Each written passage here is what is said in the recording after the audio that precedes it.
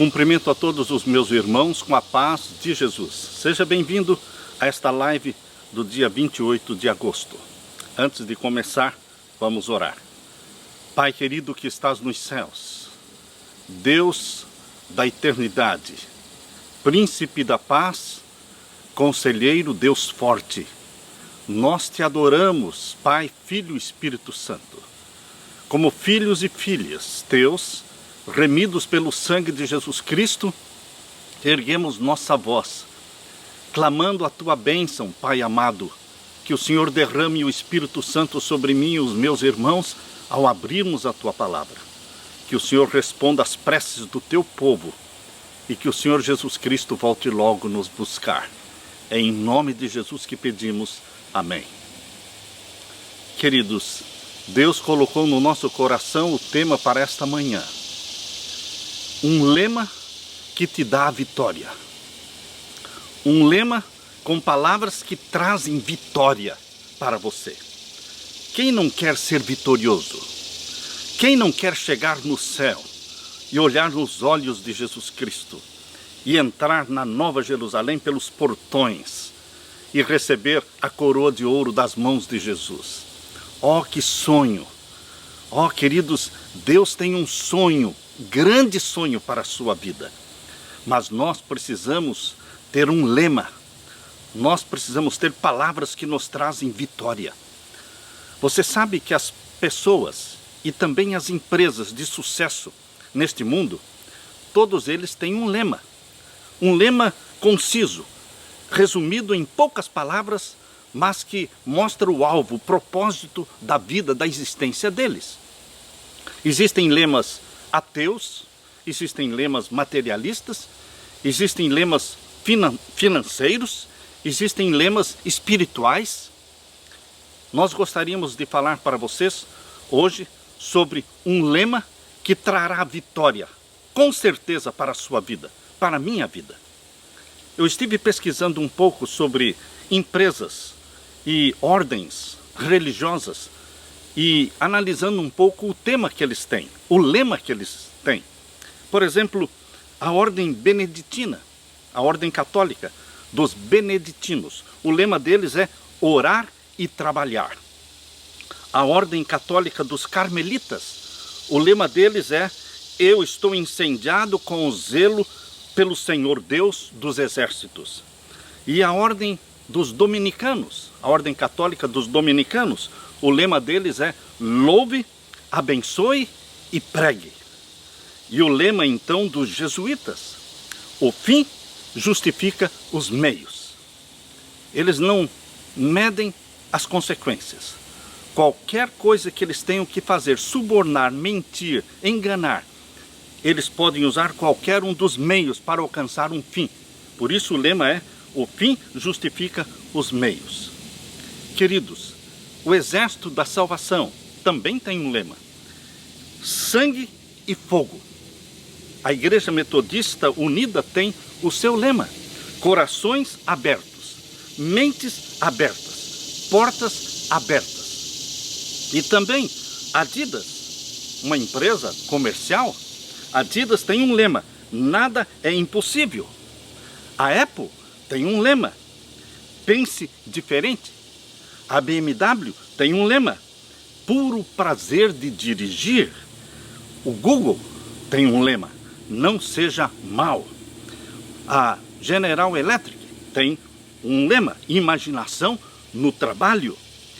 A Honda, qual é o lema da Honda? O poder dos sonhos. A IBM, o lema é: pense. Mercedes-Benz, o melhor ou nada. A Microsoft, qual é o lema da Microsoft? Onde você quer chegar hoje? Queridos, a Nokia tem um lema: conectando pessoas. E a Nutella? Todos conhecem o que é a Nutella, não é? Qual é o lema da Nutella? O que seria um mundo sem Nutella? Queridos, a Panasonic, qual é o lema? Ideias para a vida. A Sony, qual é o lema? Faça e acredite. O Walmart, qual é o lema do Walmart? Economize dinheiro, viva melhor. Uma vez eu li o lema dos vigaristas. Estas pessoas que talvez você já cruzou com elas, pessoas que emprestam e não pagam, pessoas desonestas. Estes vigaristas, eles também têm um lema: o dever acima de tudo. Devem para todo mundo. Na mesa de um pastor da igreja luterana, existia um lema ali escrito que dizia assim: a alegria é como uma salada de batata. Partilhe-a com os outros e ela se tornará um piquenique. Você certamente conhece o lema dos desbravadores da Igreja Adventista do Sétimo Dia. Qual é o lema dos desbravadores? O amor de Cristo nos constrange. E qual é o lema da Igreja Adventista do Sétimo Dia? A mensagem do advento a todo mundo nesta geração. Você está consciente deste lema? Quão sério é este lema que nós temos? A mensagem do advento a todo mundo nesta geração, não na próxima. Acreditamos ser, sim, esta a última geração que contemplará a volta de Jesus, que poderá contemplar e assistir esta majestosa e gloriosa e poderosa segunda vinda de Jesus Cristo. Por isso, queridos, repetimos e decoramos este lema, a mensagem do advento a todo mundo nesta geração. Na parábola do bom samaritano que Jesus contou, existem ali 3 classes de pessoas e 3 lemas que norteavam a vida delas. Por exemplo, na parábola do bom samaritano, existe o sacerdote e o levita. O sacerdote e o levita são aqueles que passaram de largo e não pararam para ajudar o homem que estava massacrado, estava ferido. Qual era o lema do sacerdote e do levita? O que é meu, é meu. Eu vou fazer tudo para conservar isso. Por isso eles não pararam para ajudar o homem ferido, porque eles queriam guardar o que era deles. O que é meu, eu não vou repartir com você. E também, queridos, existia o lema do ladrão. Qual era o lema do ladrão? O que é teu, é meu, e eu vou fazer tudo para tirar de você. Mas existia também o lema do bom samaritano, que parou e que socorreu a vítima. Qual era o lema do bom samaritano? O que é meu, também é teu, eu vou repartir com você. Queridos, Jesus e os seguidores de Jesus assumem o lema do bom samaritano. O que é meu, também é teu, eu vou repartir com você. Você consegue descobrir qual é o lema, ou qual foi o lema na vida do apóstolo Paulo? Ele escreveu este lema dentro de uma cela escura na cidade de Roma. Ele esteve preso ali por volta do ano 61, 62 depois de Cristo. Foi quando ele escreveu a carta aos Filipenses. E ali ele colocou o lema da sua vida. Queridos, Paulo, para ele, Jesus era tudo. Jesus era tudo. Tudo que ele tinha, tudo que ele sonhava. Ele perdeu posições, ele perdeu família, ele perdeu status, mas ele não perdeu Jesus. Ele tinha Jesus Cristo. E o lema, você pode ir abrir a sua Bíblia. Abra a sua Bíblia em Filipenses capítulo 1 e o verso 21. Aqui está o lema que norteou, que dirigiu a vida do apóstolo Paulo. Filipenses capítulo 1 e o verso 21. Porque para mim o viver é Cristo e o morrer é lucro. Para mim o viver é Cristo e o morrer é lucro. Queridos, vamos fazer também deste lema do apóstolo Paulo o lema da nossa vida. Jesus era paixão na vida de Paulo. Jesus era tudo. Também na vida de Martinho Lutero. Qual era o lema da vida de Martinho Lutero? Martinho Lutero escreveu o seguinte: portanto, meu querido frade, ele escreveu para um outro padre: portanto, meu querido frade, aprenda de Cristo e este crucificado. Aprenda a louvá-lo, meditar no seu amor e você verá a sua doce consolação. Eu li também sobre o lema daquele grande missionário morávio, Nicolás von Zinzendorf. Zinzendorf tinha um lema. Zinzendorf viveu entre os anos 1700 e 1760. E ele escreveu: eu tenho não mais do que uma paixão, que é Jesus, somente Ele. Foi essa paixão que ele incutiu no coração dos irmãos morávios, queridos. Os irmãos morávios formavam uma igreja reavivada pelo Espírito Santo, apaixonados por Jesus Cristo. E, queridos, foi numa travessia do oceano, no ano de 1735, quando John Wesley, pregador metodista, fundador da igreja metodista, já pastor, ele estava atravessando o oceano num navio e ali estava também um grupo de irmãos morávios. E o navio foi atacado por uma forte tempestade. O mastro principal quebrou e o navio estava sendo jogado de um lado para o outro e o povo desesperado gritava, chorava. Mas John Wesley percebeu que lá num cantinho do convés do navio existia um grupo de cristãos que estavam cantando. As crianças não estavam gritando de medo nem chorando, todos estavam louvando a Jesus Cristo calmamente. Depois que passou a tempestade, John Wesley se aproximou de um dos irmãos morávios e perguntou: as crianças de vocês não têm medo de morrer? E aquele irmão morávio disse: não, nossas crianças não têm medo de morrer, elas conhecem Jesus. E agora aquele irmão morávio, olhando nos olhos de John Wesley, perguntou: e você? Você conhece Jesus? Aquele irmão morávio não sabia que ele estava conversando com o pastor John Wesley, mas fez uma pergunta que deixou John Wesley pensativo: você conhece Jesus? Queridos, foi por influência dos irmãos morávios que John Wesley passou pelo grande reavivamento e verdadeiramente se converteu a Jesus Cristo. É possível ser um pastor, é possível ser um líder religioso e fazer bons sermões sem conhecer a Jesus. Mas John Wesley conheceu Jesus Cristo. Ó, queridos, eu li sobre o filósofo da França, Blaise Pascal. Blaise Pascal viveu entre o ano de 1623 a 1662. E este filósofo francês escreveu: o ano de 1654, segunda-feira, 23 de novembro, às 10h30 da noite até a 00:30. Ele escreveu: Deus de Abraão, Deus de Isaac, Deus de Jacó, não de filósofos nem de doutores, certeza, certeza, sinceridade, alegria, paz. Deus de Jesus Cristo, Deus de Jesus Cristo. Alegria, alegria, lágrimas de alegria. E esta é a vida eterna, que te conheçam a ti como único Deus verdadeiro e a Jesus Cristo a quem tu enviaste. Jesus Cristo, Jesus Cristo. Palavras de Blaise Pascal. Pascal, para ele, Jesus era tudo. Esta foi também a paixão na vida de Guilherme Miller.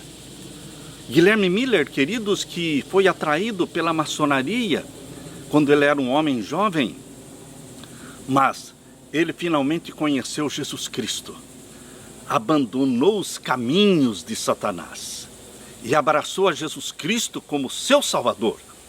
Existia uma paixão na vida de Guilherme Miller. Qual era a paixão? Ele deixou escrito. Isso você pode ler no livro Grande Conflito, página 319, onde está o lema da vida de Guilherme Miller. Ele disse: em Jesus encontrei um amigo. O Salvador tornou-se para mim o primeiro entre 10 milhares. Jesus era tudo na vida de Ellen White.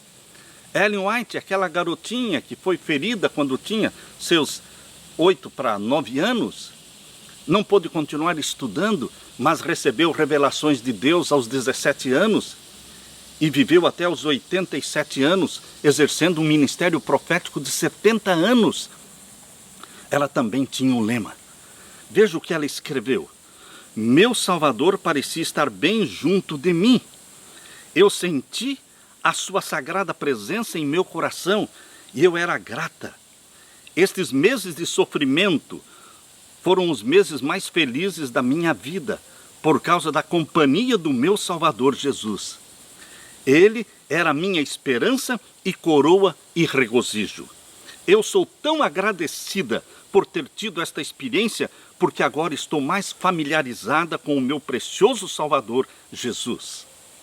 Queridos, Jesus é tudo. Ou Jesus não é nada na sua vida. Ou Jesus é tudo na sua vida, ou ele não é nada. Porque Jesus não aceita o segundo lugar. Existe um trono no seu coração, no meu coração. E nesse trono temos que entronizar Jesus, para que ele seja Senhor da nossa vida. Nós temos que crucificar o nosso eu. Em cada coração tem um trono e tem uma cruz. A cruz para crucificar o eu, e o trono para entronizar Jesus, para dizer que Jesus é tudo. Esta foi a paixão também na vida de Madre Teresa de Calcutá. Há pessoas que não gostam de Madre Teresa de Calcutá, mas, meus queridos, como não gostar de uma pessoa que fez de Jesus a paixão da sua vida? Nós não estamos falando aqui de placas de igrejas, nós não estamos falando aqui de doutrinas, estamos falando aqui de uma pessoa apaixonada por Jesus. O que Madre Teresa Calcutá escolheu como lema da sua vida? Ela disse assim: primeiro, nós meditamos em Jesus. Presta atenção. Primeiro, nós meditamos em Jesus. E então, saímos à procura de Jesus disfarçado nas pessoas. Que tal, meu querido irmão, minha querida irmã? Que tal fazermos também deste lema da Madre Teresa de Calcutá o nosso lema? Primeiro, nós meditamos em Jesus. E depois, não vamos só meditar. Existe hora para meditar. Existe hora para sair à busca de Jesus disfarçado nas pessoas. Teresa de Calcutá poderia muito bem estar dormindo dentro de um convento, numa cama aconchegante, limpinha, quentinha, mas ela deixou de viver dentro deste convento e foi para baixo das pontes dormir com os doentes, com os tuberculosos, com os enfermos, com a classe desprezada na sociedade.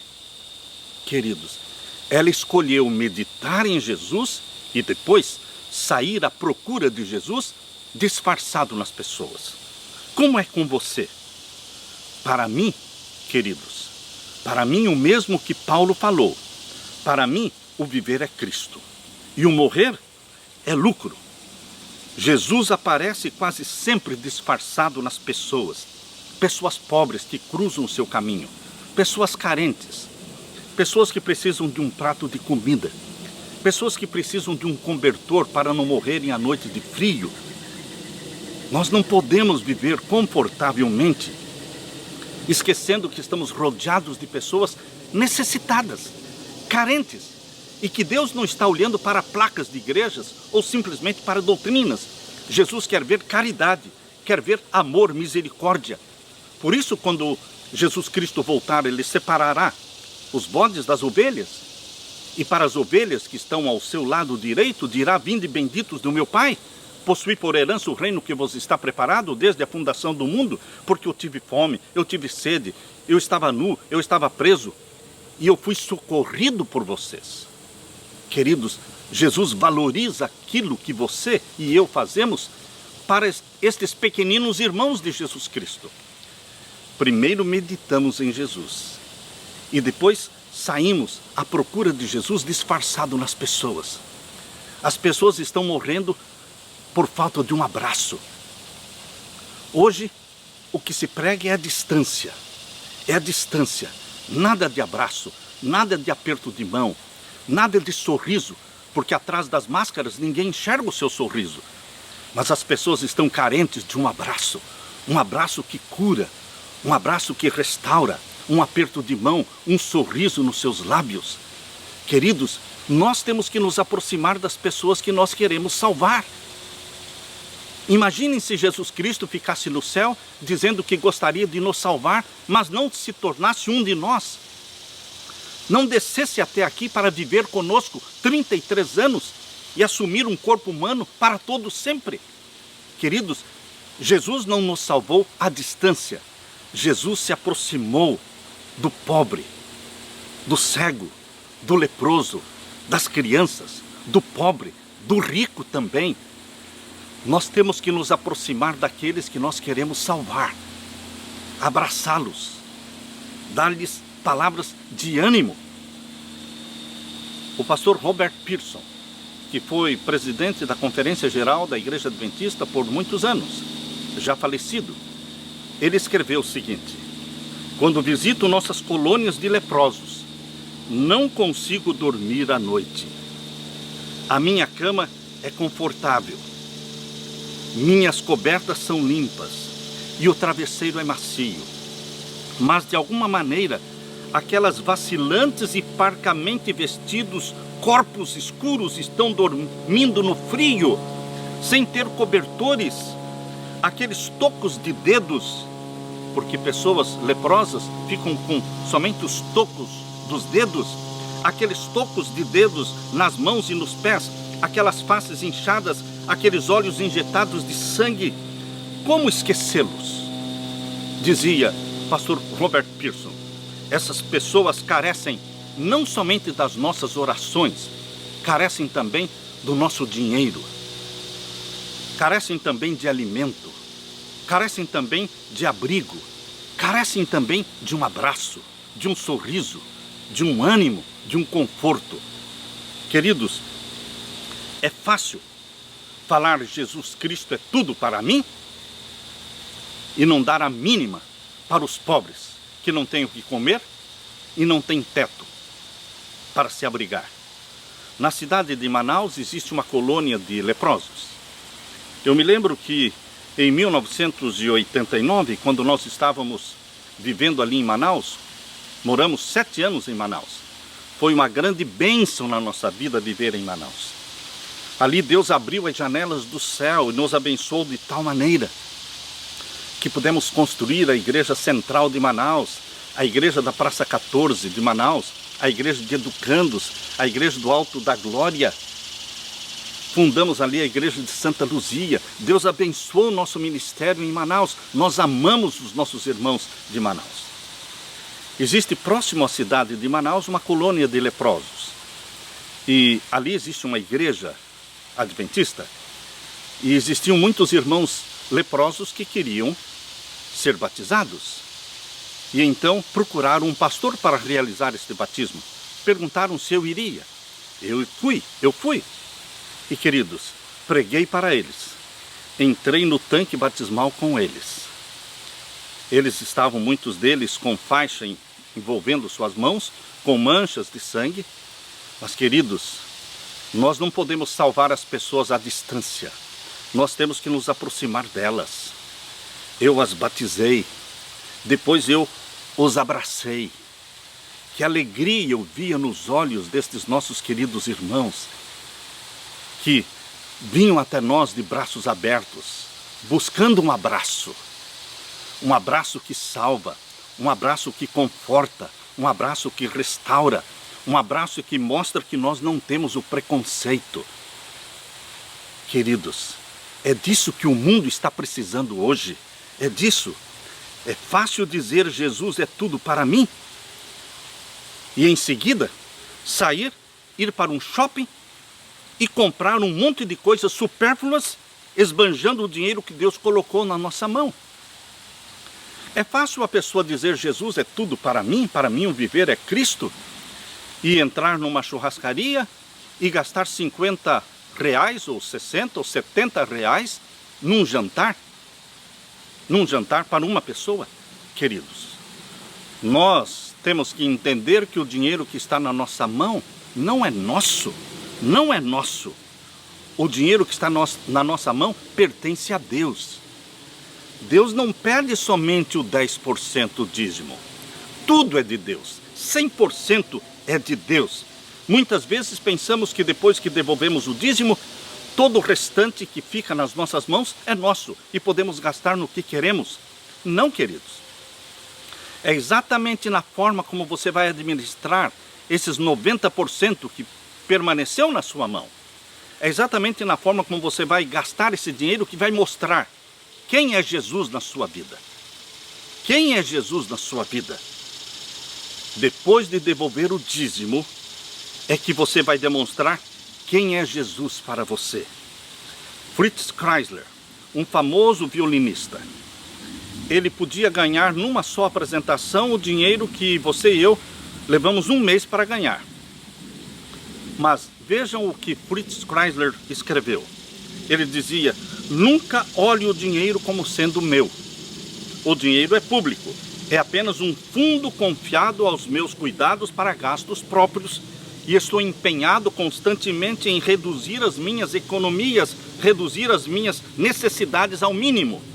Sinto-me moralmente culpado em encomendar um custoso jantar, porque isso significa que alguém vai ficar com fome.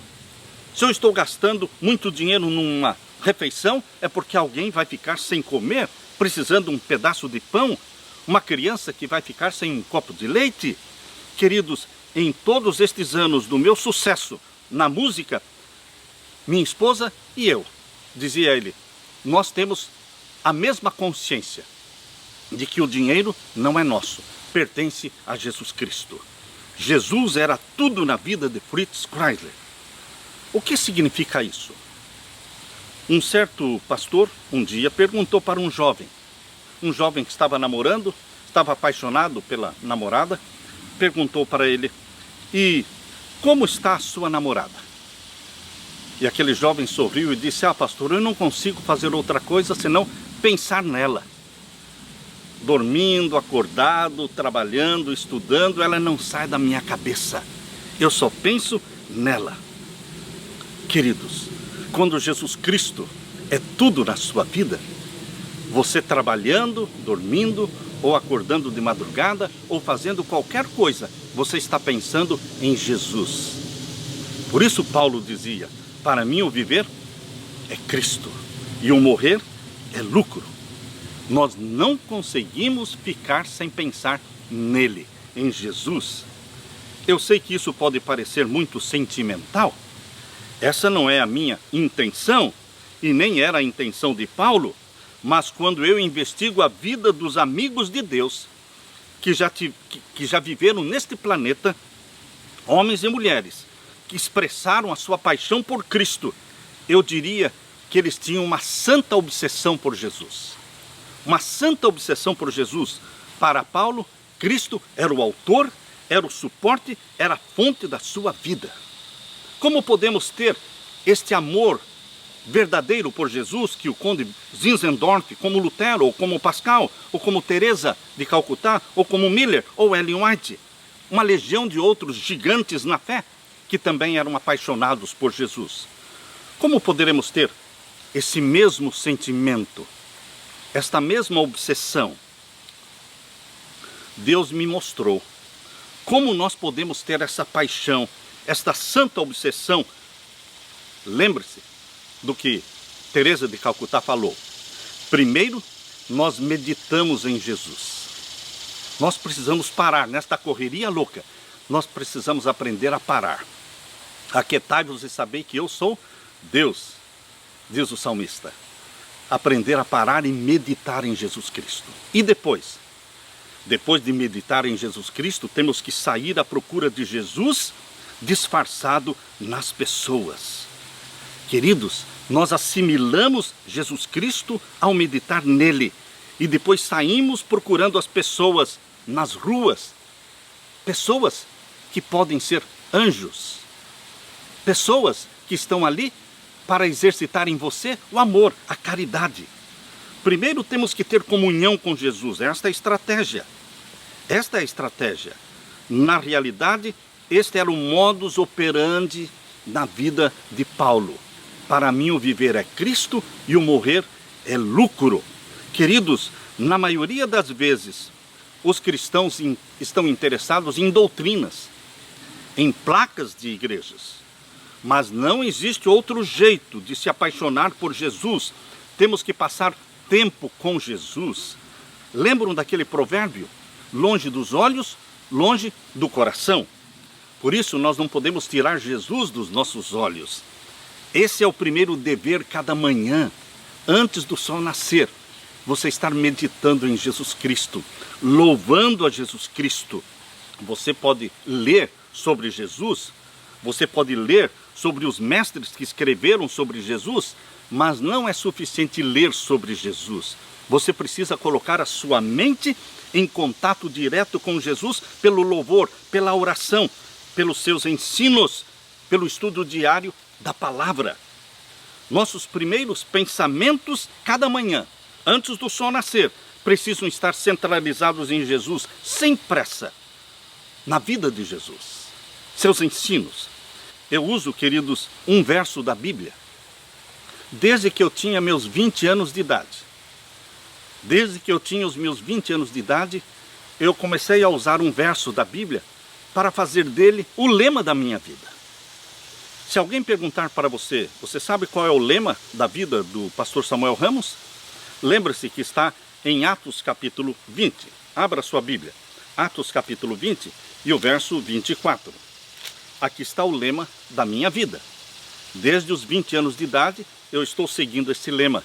E graças a Deus, depois de quase 50 anos como ministro do Senhor, eu estou firme em Jesus Cristo, feliz com a minha esposa, grato a Jesus Cristo pelos filhos, pelos netos.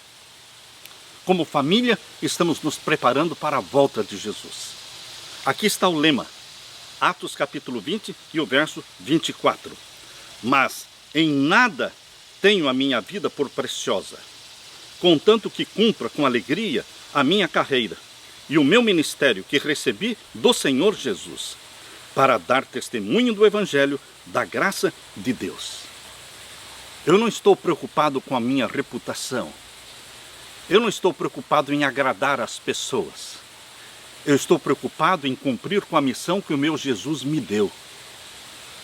Quando eu tinha 20 anos de idade, queridos, eu fiz esse o lema da minha vida. Vou repetir. Mas em nada tenho a minha vida por preciosa. Eu não estou pensando em proteger a minha vida. Eu quero me deixar gastar. Eu quero morrer brilhando, iluminando pessoas. Queridos, nós precisamos colocar diante de nós o lema de que o viver é Cristo e o morrer é lucro. Ou seja, se vivemos, estamos ganhando, porque estamos com Cristo. Se morrermos, estamos ganhando, porque morrer em Cristo é lucro. É vida eterna morrer com Cristo. O pastor Carlyle Haynes sugere que cada um de nós escreva a nossa própria versão de Filipenses capítulo 1, verso 21. Como é que você pode escrever a sua própria versão de Filipenses 1, 21? Para mim o viver é Cristo, o morrer é lucro. Mas escreva a sua versão. Para mim o viver é o quê? O que é para você o viver? O dinheiro? Há pessoas que vão dizer, para mim o viver é o trabalho. Para mim o viver é o dinheiro. Para mim o viver é o sexo. Queridos, o que é o viver para você? O que é o viver para você? Eu quero desafiá-lo a escrever a sua própria versão de Filipenses 1, 21. Esta semana um jovem me escreveu dizendo que estava sendo convidado para se tornar um maçom. E estavam lhe oferecendo muitas vantagens. E ele foi sincero em me escrever e pedir a minha opinião. E a minha opinião foi, fique fora disto.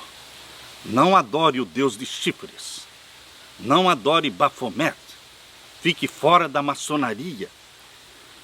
Meu querido irmão, a maçonaria pode oferecer para você dinheiro, status, amor, posição, enfim, muitas vantagens neste planeta, nesta vida do mundo. Mas eles não podem oferecer para você paz, perdão, vida eterna. Isso eles não têm para dar. Só Jesus tem para dar. Se você escrever, para mim, o viver é Cristo. Se você viver, está feliz porque está em Cristo. Se você morrer, está feliz porque está morrendo em Cristo. É ganhar e ganhar. Ganhar e ganhar. Você não perde nada com Jesus. Há pessoas que não querem nem pensar na morte. Elas tremem só em pensar na morte. Mas se você não estiver preparado para morrer, meu irmão, você também não está preparado para viver. Havia um rei que tinha horror da morte. E da janela do seu palácio ele poderia contemplar a torre de uma igreja onde existia ali uma cruz. E cada vez que ele contemplava aquela cruz, ele se lembrava da morte. Ele ficava horrorizado. Então ele mandou construir uma torre entre o seu palácio e aquela igreja. Ele não mais via agora a cruz. Resolveu isso? Foi uma solução? Não, queridos. Isso é tapar o sol com a peneira. Nós temos que pensar na morte todos os dias, porque qualquer dia desses eu posso morrer. Queridos, mas morrer em Cristo é lucro. Só estamos preparados para viver com Cristo se estivermos preparados para morrer por Cristo Jesus. Por amor de ti, dizia Paulo, por amor de ti somos entregues à morte todo dia. Romanos capítulo 8, verso 36. Paulo também escreveu em 1 Coríntios capítulo 15, verso 31, cada dia eu morro. Uma vez pintaram um quadro, e nesse quadro aparecia então um boi, e um arado, e um altar. Temos diante de nós, todos os dias, isto que estava no quadro. Diante de nós existe um altar, existe um arado. O arado significa viver e trabalhar por Cristo. E o altar significa morrer por Cristo. E cada manhã, quando eu oro, eu digo assim: eis-me aqui, Senhor Jesus, para o arado ou para o altar. Seja feita a tua vontade. O Senhor pode me usar para trabalhar pelo Senhor e para o Senhor. Se o Senhor quiser me dar o descanso e o dormir em Cristo, também seja feita a tua vontade. Diante de você, meu querido irmão, está o altar e está o arado. Que você diga: eis-me aqui, Senhor, para ser usado, para testemunhar, para te exaltar. E se eu morrer, morrerei em Cristo Jesus. Isto é lucro.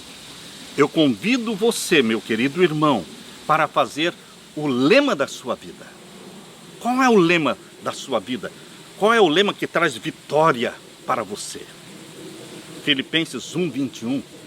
Para mim, o viver é Cristo e o morrer é lucro. Que Deus coloque este lema na sua vida. Que você pense com mente de vitorioso, não mente de fracassado. Pense como Paulo, uma mente de vitória. Vitória sobre o pecado. Não fique gemendo sobre os pecados conhecidos, familiares que você está vivendo na prática deles. Você pode obter domínio sobre o pecado em nome de Jesus Cristo. Porque tudo podemos em Cristo que nos fortalece. Fique com a paz de meu Jesus. Seja vitorioso em Jesus Cristo. É a minha oração. Deixo com você a paz do meu Jesus. Amém.